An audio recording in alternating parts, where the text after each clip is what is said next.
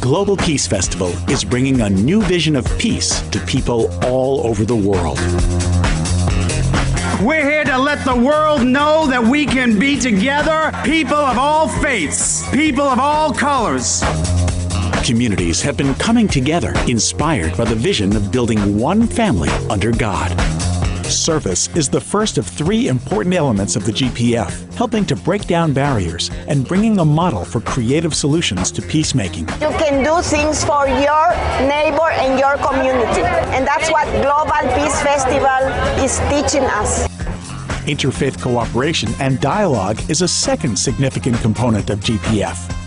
We are here to look for that common element to live together. And if we can make it here, everybody else in this globe can make it. Religion's principal purpose is to advocate brotherhood of men. And if you are brothers, you don't fight against each other. You have to live in peace. Learning to live as one family under God is an essential third aspect of GPF. The International Leadership Conferences are an educational network for GPF partners to discuss faith-based cooperation and good governance. I am very much encouraged by the emphasis on the importance of the heart and the spiritual values and the values of families. We're advocating love and brotherhood, one global family under God. It's beautiful.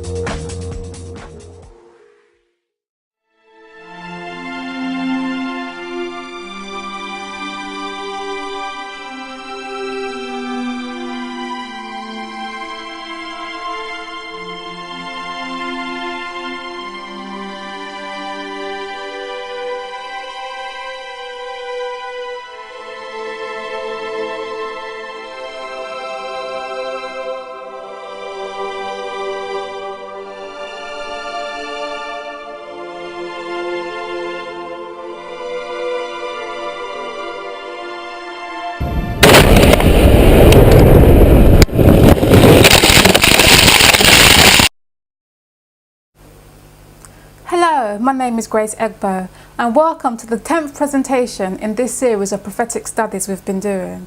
Now this presentation is called Oikoumene and it is a continuation of previous presentations, so I do urge in your own time you go back and watch the previous presentations, as it will help clearly demonstrate to you where we're going with this series, and certain concepts which I may make reference to you can go back and follow so you can get a clearer picture of what I'm trying to show you.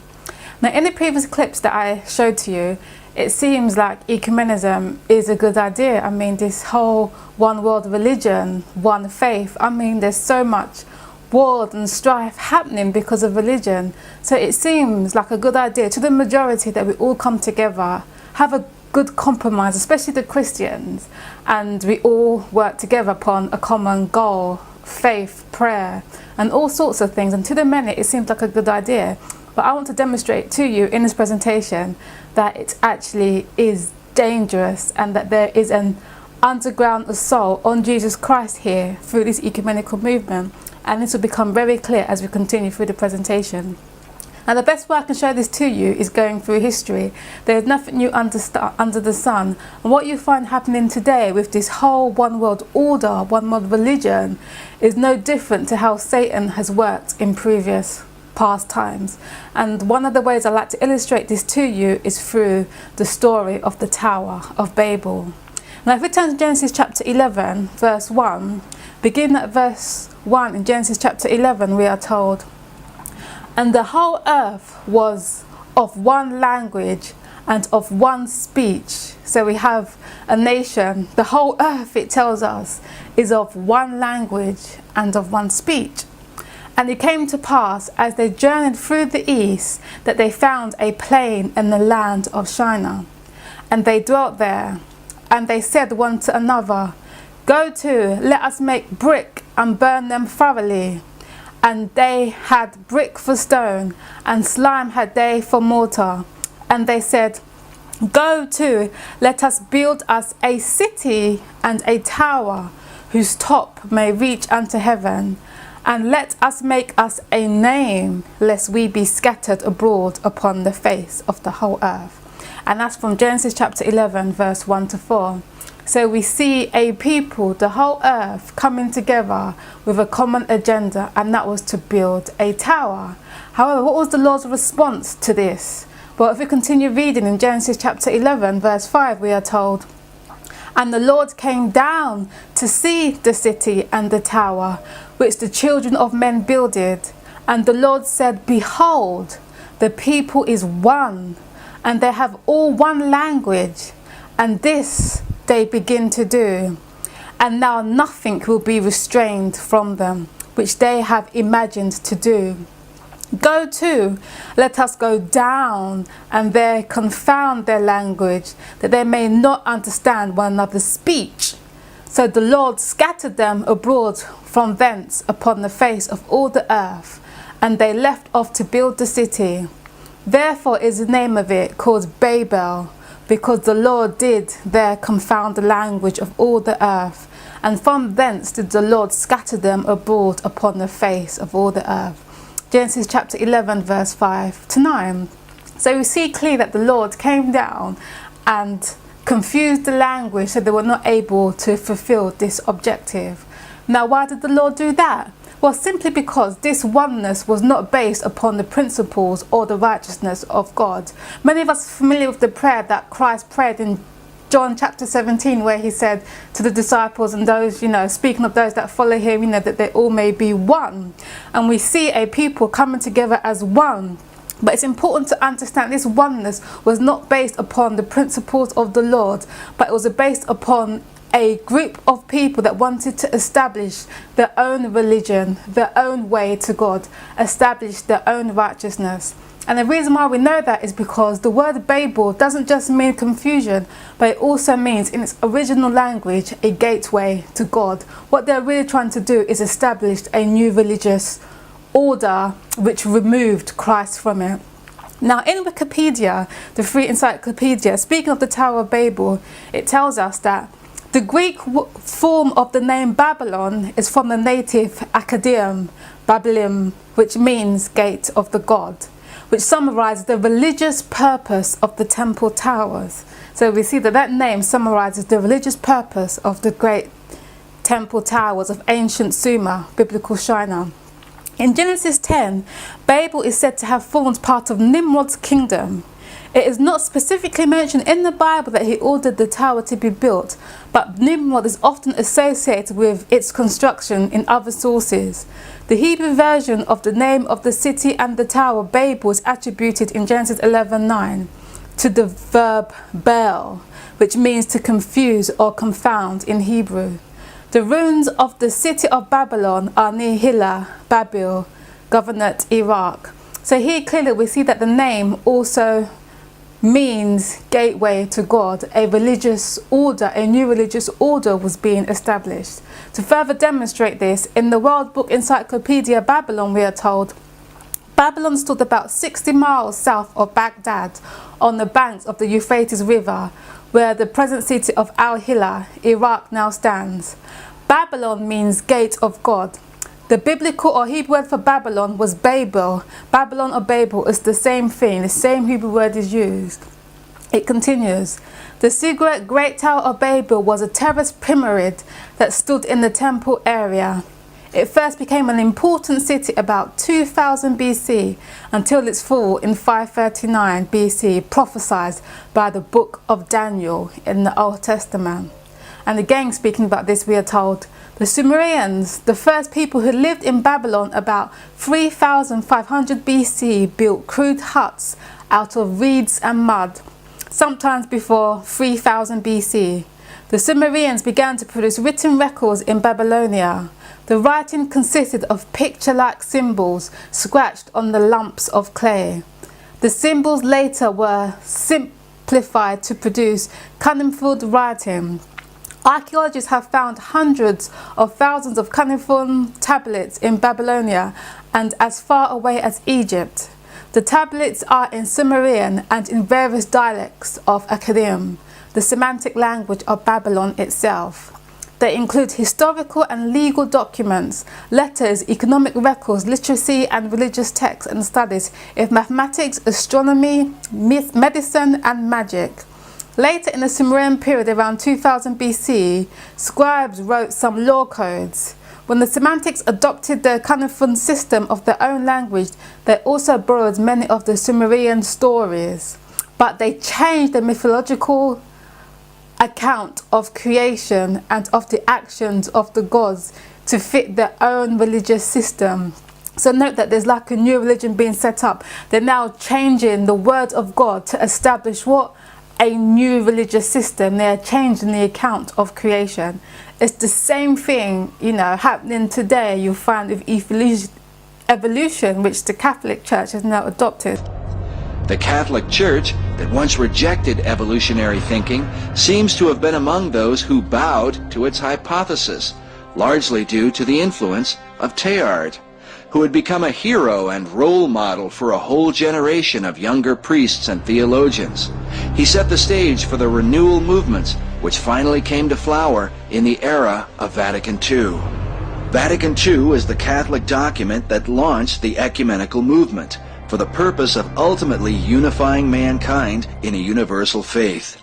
Evolution plays a key role in ecumenism, since the pagan religions of the world are largely based on its precepts. Under Pope John Paul II, Rome now considers evolution to be a part of the gospel truth. It is reported that the Pope has put the teaching authority of the Roman Catholic Church firmly behind the view that the human body is the product of a gradual process of evolution. Nevertheless, it continues. The most famous of these stories are the creation story and the epic of Gilgamesh. The first tells the story of the creation of the world by the god Marduk, patron god of the city of Babylon. The second describes a great flood similar to the story found in the Bible. A Babylonian poem is one of the oldest epics in world literature, dated before 2000 BC. The most complete text comes from the library of the Assyrian king of Ashurbanipal. Fragmented copies were found in Syria and Turkey that shows it was popular throughout the ancient Middle East. The epic is a collection of ancient folklore, tales and myths developed into a single work. Gilgamesh, a powerful king in ancient Sumeria who oppressed the people, when the people prayed for help, the gods created a champion, Enkidu, who became friends of Gilgamesh, and that's from the World Book Encyclopedia, Babylon. Gilgamesh, epic of Babel, Tower of Astronomy. Now the reason why I'm using all these quotes is I want you to clearly understand that this was a new religious order that was being set up, that was designed to change the word of God, you know, the true story of creation. A false system was being set up, and Ellen White also comments on this in Patriarchs and Prophets when she talks about the Tower of Babel. She said they had idols as they were building that tower. So this was a new religious organization. In fact, it was a church and state system, because the tower being a symbol of a religious entity, and you have a city and a state. And in the previous presentation in this series we showed the dangers of church and state, you know, of church and state coming together.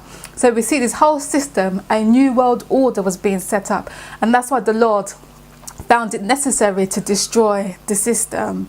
Now, the reason why this new world order was being set up is because Satan desires to be like the Most High. Many of us are familiar with Isaiah 15, where he speaks about, I will ascend into heaven, I will be like the Most High. Satan wants worship, so he tries to set up counterfeit, false systems to get this worship. Now, according to the first biblical prophecy that was given in Genesis 3:15, after Adam and Eve sinned, the Lord told Adam and Eve that he was going to give them a seed, that through their lineage was to come the Messiah. And no doubt Satan heard this prophecy, and he was going to war against God by setting up a counterfeit, a false system of worship. Now, it's very interesting that in Genesis 11, after it speaks about this false system of worship, the Lord now speaks of Abraham and him calling Abraham out of the land of the Chaldeans, which was in Babylon. So after the Lord confounded the language and they went their separate ways, the Lord saw it fit to call Abraham and to renew that covenant promise of that through him the seed will come. So I hope you can see how Satan is working here. What he wants is to counteract the work of God. So he set up this false system of worship, and within that false system of worship there was also a guy called Nimrod.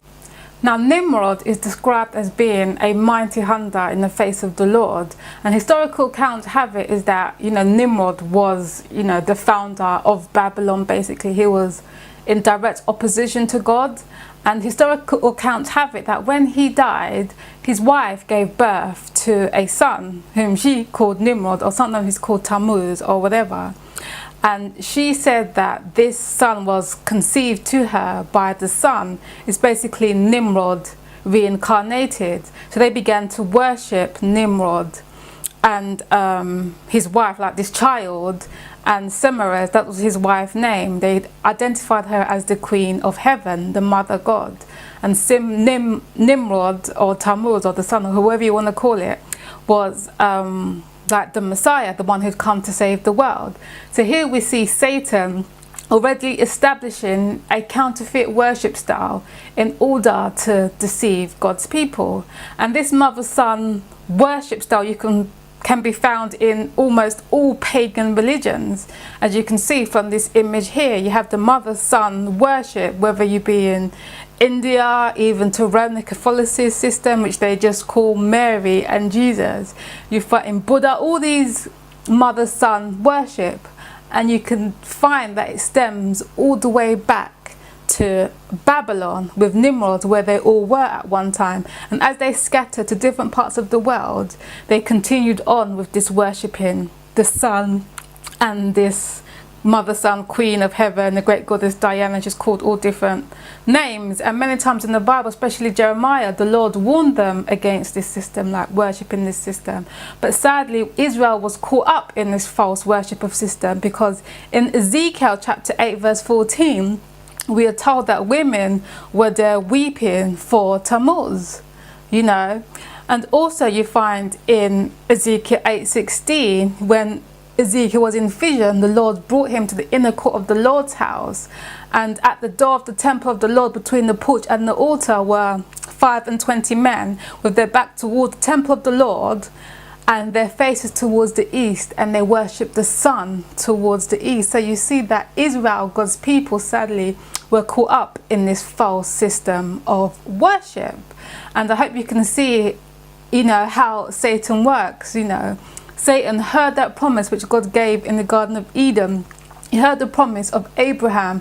So in order to deceive God's people, he set up, this false system of worship where many believed that, the Messiah had come. And even to today, you find many worship this system. And you see it clearly in the Catholic Church, whom they call Mary, Queen of Heaven, and the Son, which they call Jesus. But it's just different names. They're just changing the names for these pagan gods to deceive Christians. And sadly, many professed Christians are deceived by this system. So the ecumenical movement. What is the ecumenical movement? Well, on their website, the World Council of Churches official website states that the ecumenical program is to show a visible unity of the church, in which churches are brought together in common prayer, shared spirituality, and theological reflection. So it's basically a coming together, similar to the Tower of Babel, all religions coming together as one. Now, who do you think is orchestrating or behind this ecumenical movement? Well, it's the papacy. You can see it through these clips here. We must work actively for the unity of Christians and follow the call of St. Paul to unity among all the followers of Christ. Benedict XVI declared this during today's General Audience Catechesis, dedicated to the Week of Prayer for Christian Unity. The Holy Father noted the importance of theological and ecumenical dialogue and underlined that it must be constantly deepened. The Pope spoke of the concrete progress made so far and noted that the spirit of ecumenism pervades the Church. In the context of the Pauline year, which commemorates the 2000th anniversary of the birth of St. Paul, we cannot say enough in regards to what the Apostle has left us in his writing on the unity of the Church. In particular, Benedict XVI defined in his letter to the Ephesians, where St. Paul writes that Christians should be one body and one spirit. So we see the Roman Catholic Church is calling for this ecumenical movement. And who do you think is going to be head of this ecumenical movement? Well, isn't it obvious? It can only be the Catholic Church. Again, watch this video clip here. The Pope is the leader of an ecumenical movement like this world has never seen. He gathered 160 leaders of the world's 12 major religions there in Assisi. Who was there? Snake worshippers, literally. Some snake worshippers. Fire worshippers. Spiritists, animists, Muslims, Hindus, Buddhists, North American Indian witch doctors. They're painting feathers, fetishes, and rattles, walking to the microphone, to pray for peace. And he said, we're all praying to the same God. Our prayers are creating a spiritual energy, bringing about a new climate for peace. So there is an ecumenical movement. It won't just be the Catholics. I mean, you can see they're all joining the Catholic Church. The ecclesial head of the Church of England, the Archbishop of Canterbury, he says, we got to come back under the Pope. Robert Schuller says, what do we have to do to say to the shepherd, how do we come home, They're all talking about we've got to acknowledge the leadership of the Pope. So you have this ecumenical movement, and all of them will join under Rome. The ecumenical movement has compelled Pope John Paul II to put on the garments of paganism in more ways than one. The Pope kissed the Muslim Quran, a book that vehemently denies Jesus as the Son of God. He allowed his friend, the Dalai Lama, to replace the cross with a statue of Buddha on the altar of St. Peter's Church in Assisi, and for the Dalai Lama and his monks to perform their Buddhist worship there. The Pope even received the mark of Shiva on his forehead. Shiva is the Hindu god who is called the Lord of Death. Disturbing to some researchers is the fact that according to the Satanic Bible, Shiva is a synonym for Satan. The drive to establish a universal religion has influenced some of the highest levels of the Protestant churches as well. Two great supporters of Pope John Paul are Robert Schuller, who made a special trip to Rome to ask the Pope's blessing on the building plans for his Crystal Cathedral, and the Reverend Billy Graham, who has called the Pope the greatest religious leader of the modern world and one of the greatest moral and spiritual leaders of the century. Together, Schuller and Graham, who influence millions of people around the world, seem to openly support the Pope's ecumenical movement. So you see all the major religions coming together to bow down and to worship the papacy. He wants the authority over the earth, and he's doing this under the pretense guise of peace. And sadly, many are duped by this system. Now, if you're not familiar with the Roman Catholic Church and what it teaches, I do urge that you go back and watch previous presentations, especially the Man of Sin, where I go into what the Roman Catholic Church teaches. And I know this firsthand because I was raised as a Catholic. They changed the day of worship from Saturday to Sunday to honour the pagan god. History clearly shows that, and they have that in their writings. They boldly proclaim this. They worship idols. Clearly the whole church is full of idols, and the Bible tells us that we shouldn't worship idols. They've now changed the concept of the biblical account of creation, saying that evolution has something to do with this. So we see clearly that the Roman Catholic Church establishing its own religion, just like in the Tower of Babel. That's why the Bible calls in Revelation 17, Mystery Babylon the Great, the mother of harlots and abominations of all the earth. We see history being repeated, and the Catholic Church will be head of this new organization. Now, it's also important to understand that it is Satan that is the architect behind this, and what he really wants through this false system of worship is to get God's people, the remnant church. Now, in previous presentation, when we looked at the Millerite movement, we saw clearly how Satan managed to get many of the Protestant churches, the Baptists, the Lutherans and so on, because when the Lord gave the first and second angels messages between 1798 to 1844, it was a call out for the churches to come, out of Babylon, out of Rome, because they were still holding on to Rome because of the doctrines, Sunday worship, the state of the dead, hell, and so on. The Lord was given increasing knowledge through the Bibles to bring them out of Babylon, out of this false system of worship, just like he did with Abraham. You can watch previous presentations, namely the Millerites and 1844 and the Seventh Wonders, where we go into this. But sadly, they rejected this message. They didn't continue on with the increasing light. So in 1844, the prophet Ellen White speaks of these churches suffering a moral fall and becoming Babylon, even in their doctrines which they teach, because they're not in harmony. So out of this movement, the Lord set up his new church. Well, not a new church, like it's an ongoing, from the disciples and so on, the continuation of the Holy City. And he called this church the Seventh-day Adventist Church. And this church was raised up to keep the commandments of God and have the testimony of Jesus. And Satan is warring after that church. He wants that remnant seed. And that's confirmed in Revelation chapter 12, verse 17, where we are told, and the dragon was wroth with the woman. The dragon is a symbol of Satan, and went to make war with the remnant of her seed, which keep the commandments of God and have the testimony of Jesus Christ. Revelation 12:17. So I hope you can see that through this false system of worship, Satan is after the remnant church, the Adventist church, to deceive them. Now there is nothing new under the sun. What's happening there also took place in the Middle Ages. In Ecclesiastes chapter 1 verse 9 we are told, the thing that have been, it is that which shall be, and that which is done is that which shall be done, and there is no new thing under the sun. The same history is being repeated, with what's taking place today. For example, we spoke about this in previous presentations, but with Constantine, during the era of Constantine, you'll find that the church was undergoing severe persecution. Many of them were dying for their faith, and every time someone was martyred, you'll find many would stand up.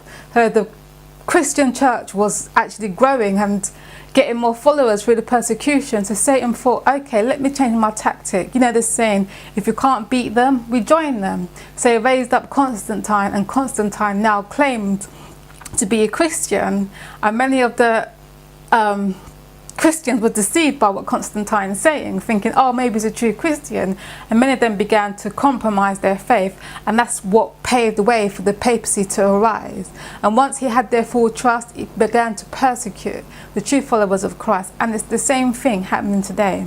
Speaking of this, Ellen White says, the nominal conversion of Constantine in the early part of the 4th century caused great rejoicing, and the world, cloaked with a form of righteousness, walked into the church. Now the work of corruption rapidly progressed. Paganism, while appearing to be vanquished, became the conqueror. Her spirit controlled the church. Her doctrine, ceremonies and superstitions were incorporated into the faith and worship of the professed followers of Christ. Note, she says, the compromise between paganism and Christianity resulted in the development of the man of sin, foretold in prophecy as opposing and exalting himself above God. That gigantic system of false religion is a masterpiece of Satan's power, a monument of his efforts to sit himself upon the throne to rule the earth according to his will. And note that she says that it's the compromise between paganism and Christianity, and today the same thing is happening.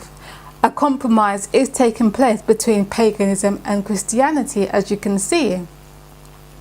She continues, Satan once endeavoured to form a compromise with Christ. He came to the Son of God in the wilderness of temptation, and showing him all the kingdoms of the world and the glory of them, offered to give all into his hand, if he would but acknowledge the supremacy of the Prince of Darkness.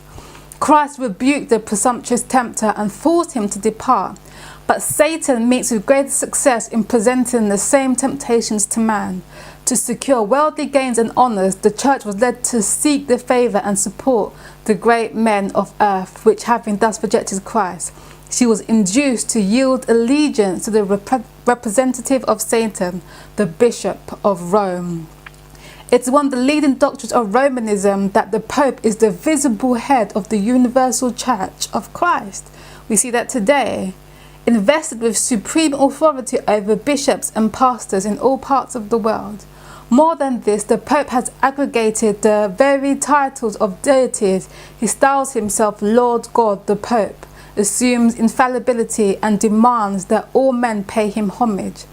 Thus, the same claim urged by Satan in the wilderness of temptation is still urged by him through the Church of Rome, and vast numbers are ready to yield him homage. And that's from The Great Controversy, page 50, paragraph 3. So we see here what's happening and how Satan, through this false system of worship, is desiring to get God's people. And after Constantine managed to deceive the Christian church, he now established Sunday as the day of worship. He made a decree that they all should keep Sunday in honor of whom? Nimrod, the queen of heaven, in honor of Satan, who's the architect behind it all. So you see, the same history is repeating, because the universal head of the ecumenical movement is now also calling for Sunday to be honoured by all. He's now also identifying Sunday as the true worship day for all to follow. Again, you can see this in this clip.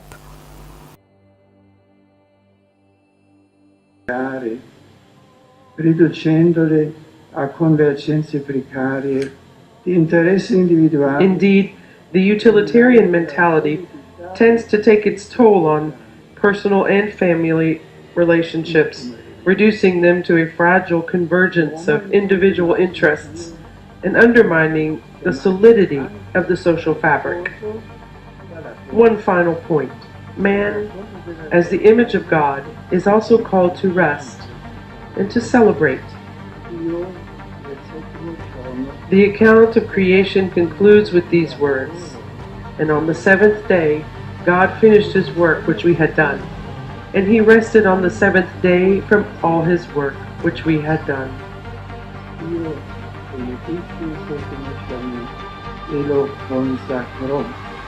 So God blessed the seventh day and hallowed it.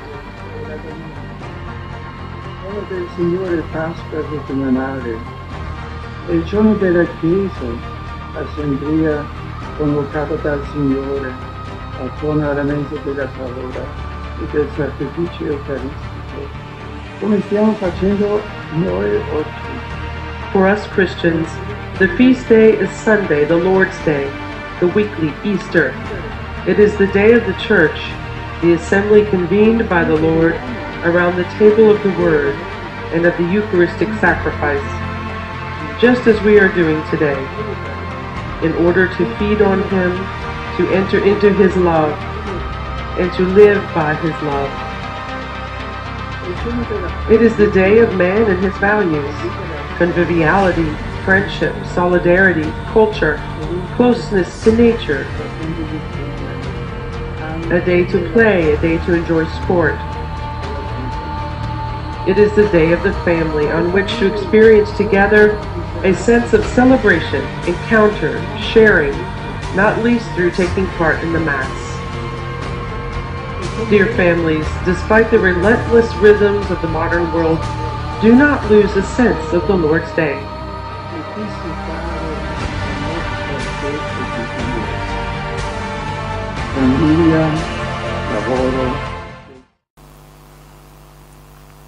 So I hope you can see clearly where Satan is going with this and how history is repeated. Nothing new under the sun, and many people wonder, oh, this can't really happen. I mean, Muslims are not really going to fall for this. Well, look what The Guardian had to write. In The Guardian, on Thursday, October 11, 2007, it states, "The future of the world depends on peace between Muslims and Christianity," Islamic scholars told Pope today. 138 prominent Muslim scholars said that finding common ground between the world's biggest two religions was not simply a matter of polite ecumenical dialogue. So we see Muslim scholars now also agitating for this peace. And what does the Bible tell us? When they shall say peace, peace, then shall sudden destruction shall fall upon them. I mean, I hope you can see how accurate the Bible is, and that what's happening today really shouldn't take us Jew Christians by surprise. We are at the end of this world's history, and the Lord is bringing this knowledge to us so that we can arise and sound the judgment hour cry. Again, in the United Press International, October the 13th, we are told, to reach such a lofty goal, the letter compares certain Bible verses with similar passages in the Quran. So we see this compromise uniting upon common points of doctrine in an attempt to show the similarities between the two religions. So this truly, is going to be a world order, a new world order, which will include all religions, just as it was in the time of Babel, when Satan set up the Tower of Babel. You know, the Bible tells us that the whole earth became one. And it's the same thing today, you know, the whole earth now is becoming one under the ecumenical movement, and it's the Pope they want as head. Now, as I mentioned, Satan is designing this because he wants the remnant church, those that keep the commandments of God and have the faith of Jesus. And now it's also after the Seventh-day Adventist church. This is the only church truly who sticks to what the Bible teaches in terms of having the commandments of God and having the testimony of Jesus Christ. Testimony of Jesus Christ being the spirit of prophecy. And in the last presentation which I did, which is kind of outside of this series, but I do urge that you watch it, Understanding the Spirit of Prophecy, we spoke in great detail about the Spirit of Prophecy, so I urge that you do watch that presentation if you're not familiar with her. Nevertheless, that is the church whom Satan is after, and sadly many Adventists, even many leaders, are being duped into this power and are actually believing that the papacy is now a changed power. And you can see this clearly through this article, which was called Letting Roman Catholics Off the Hook, written by Lauren Sebald. And basically in the article, you can find it on the internet, he basically talks about Rome being a changed power and that it's now for peace, and that Ellen White got it wrong. So by him saying that, he's actually doubting Ellen White, you know, doubting the spirit of prophecy which God has given to us. Ellen White clearly tells us that Rome will never change. She makes that clear in the Great Controversy, yet we have another Adventist leader now saying that, you know, the Catholic Church is a changed power and we should let Roman Catholic Church, the Roman Catholics, off the hook. And let me make mention that we're not attacking people, individuals. I certainly believe that there are many Catholics who are worshipping God to the best of their ability, but the Bible does point us to the fact that this is a false system of worship, and there's a call in Revelation 18 for his people to come out of this false system of worship, come out of Babylon, just as the Lord called Abraham out of Babylon, out of the Shinar. Same history being repeated, nothing new under the sun. History is our guide, you know, and this is a false system of worship which the Lord desires us to speak about and to warn the world against, so we're not duped into her power. Ellen White tells us in Great Controversy, page 445, paragraph 1, when the leading church of the United States, uniting upon such points of doctrine as are held by them in common, shall influence the state to enforce the decrees and to sustain the institution, then Protestant America will have formed an image of the Roman hierarchy, and the infliction of civil penalties, so we see church and state, civil penalties upon dissenters will inevitably result. Note that she says, uniting upon such points of doctrine as are held by them in common. Are the leading Protestant churches doing this? Well, of course they are. We see that clearly.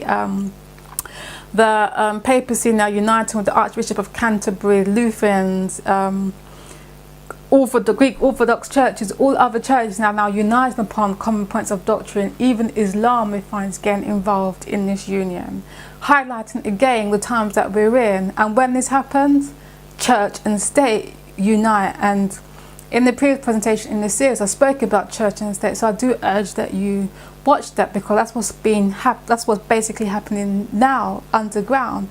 The papacy wants to enforce, you know, the whole world to worship on a Sunday, just like Constantine did, you know. No different in the times of Babylon's Shinar, where the sun worship was established, where many pagan gods now worship the sun, you know.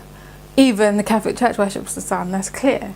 So I hope you can see the times that we're in, and that you go back and study these things, because we truly are in serious times, as I keep mentioning. Ecumenical movement is just Satan's Trojan horse to get God's people. What he's after is the remnant church. You know, he wants to kill or obliterate that remnant seed so he can reign as head without question. But praise God for the word of God, because we know that he would not succeed, because Michael, the archangel, will stand up for us, for his people. But it doesn't mean that we just sit down in comfort, you know, while these things are happening. We are warned to proclaim the proclaim this message, because there are many innocent people, you know, who don't know these things, whose lives are in our hands, and it's our role to go out and share the message. And I hope you can see, you know, the ecumenical movement, its dangers and what the goal is. If you're not familiar with certain things that I spoke about, please do go back to the previous presentations where this was discussed in greater detail. And I also urge that you look out for the new presentation in this series, which will be on the One World Order. Revelation 17 speaks about this One World Order, and it will show how not only is it religion, they're coming together of religion, but also of not just a coming together of religion, but also you find the coming together of, you know, state laws, you know, making one currency and all kinds of things, the papacy, many leading men urging for this new world order, United Nations. And amazingly enough, this is also prophesied in the Bible, and we'll go into this in our next presentation. So I thank you for your time.